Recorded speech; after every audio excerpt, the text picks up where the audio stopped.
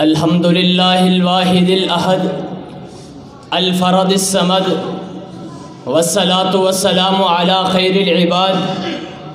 الذي اخرج العباد من عبادة العباد الى عبادة رب العباد اما بعد فاعوذ باللہ من الشیطان الرجیم بسم اللہ الرحمن الرحیم وَلَن تَرْضَى عَنْكَ الْيَهُودُ وَلَن نَّصَارَىٰ حَتَّىٰ تَتَّبِعَ مِلَّتَهُمْ مدت سے یوں ہی کچے مکانوں پہ کھڑی ہے، مدت سے یوں ہی کچے مکانوں پہ کھڑی ہے، تہذیب تباہی کے دہانے پہ کھڑی ہے۔ بتلاتا کبھی جس نے زمانے کا مقدر، وہ قوم نجومی کی دکانوں پہ کھڑی ہے۔ صدر مجلس، اساتذہ کرام اور امت مسلمہ کی ہچکولے کھاتی نو کو سہارا دینے والے ہم مکتب و ہم مشن ساتھیوں، یورپی انسان کی عقل و فکر خوب و زش کے معیاروں سے بے نیاز ہے، اس کی آنکھ بے نم اور دل پتھر کا ہے۔ علم جبریل کو اس کی صحبت نے ابلیس بنا دیا۔ یورپی علوم و تہذیب شمشیر کندھے پر اٹھائے نو انسانی کی ہلاکت و نبود کا سخت کوشاں نظر آتے ہیں۔ ادھر یہ امت اور معاشرہ اس فرمان عالی شان کا مصداق نظر آتے ہیں جسے امام بخاری اپنی صحیح میں لے کر آئے کہ حضرت رسول اللہ نے ارشاد فرمایا لَتَتَّبِعُنَّ سُنَنَ مَنْ قَبْلَكُمْ شِبْرًا بِشِبْرٍ وَذِرَاعًا بِذِرَاعٍ حَتَّىٰ لَوْ سَلَكُوا جُحْرَ ذَبٍّ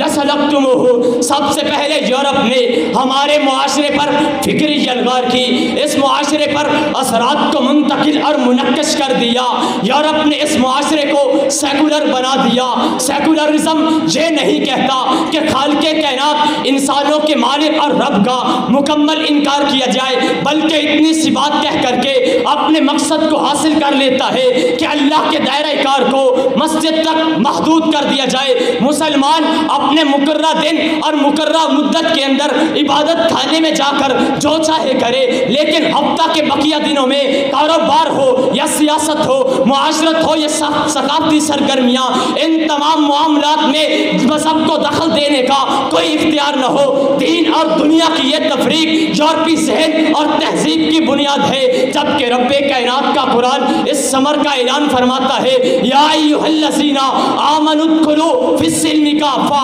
اسی فکر کی تڑپ سے شاعر مشرق بولے تھے جلال بادشاہی ہو کہ جمہوری تماشا ہو، جلال بادشاہی ہو کہ جمہوری تماشا ہو، جدا ہو دین سیاست سے تو رہ جاتی ہے چنگیزی۔ برادران اسلام، یہی یورپی تہذیب امت مسلمہ پر اور اس معاشرے پر اپنی تہذیب کو اس طرح اثر انداز کرتی ہے کہ معاشرے سے صبغت اللہ کو اتار کر کے اپنے رنگ میں رنگنے کے در پہ ہوتی ہوئی نظر آتی ہے۔ اس معاشرے کو اللہ کا رنگ صبغت اللہ سے اتار کر اپنے رنگ میں رنگنے کے در پہ ہوتی ہوئی نظر آتی ہے۔ تصور حیات کا کوئی بھی پہلو ہو، انسان کی تمام مسائی اور محرک کی کامیابی کا پیمانہ اس کی معاش پر ہو تو اس پر بھی یورپ کے آئے ہوئے نظام معاش سود جیسے عناصر کا اثر دکھتا ہے، جبکہ رب کائنات نے اس نظام معیشت کے مقابلے میں اعلان فرما دیا فَأَذَنُوا بِحَرْبٍ مِّنَ اللَّهِ وَرَسُولِهِ۔ کہیں رہبر کامل نے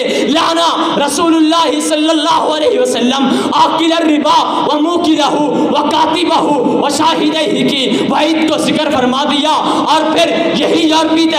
تہذیب اس معاشرے پر اس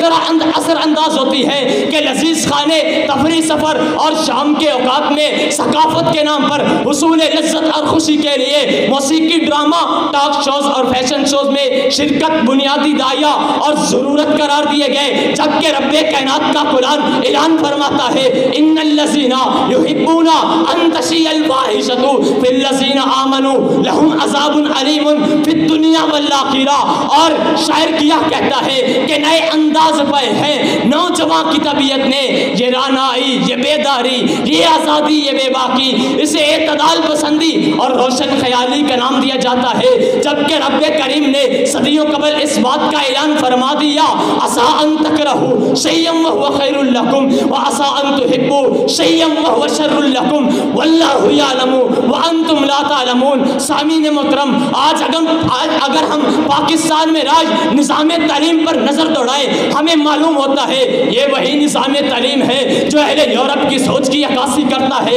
اس نظام تعلیم نے طلبہ کو اپنے اسلاف سے بیگانہ کر دیا اور اس طلبہ نے اس نظام تعلیم کی عکاسی کی جس کا بانی لاٹ نکالے تھا۔ اس نظام تعلیم نے ہمیں لادینیت، فرقہ پرستی، زمانہ پرستی اور دیگر مادی بنیادوں پر لا کر کے کھڑا کر دیا۔ طلبہ جو کچھ پڑھتے ہیں اس کا تعلق طلبہ کے ماحول سے نہیں بلکہ دور دراز یورپی ماحول سے ہوتا ہے۔ افسوس کہ آج ہمارے طلبہ یہ بھول گئے کہ جس دور میں بغداد، کرتبہ اور گرناطہ کی یونیورسٹیاں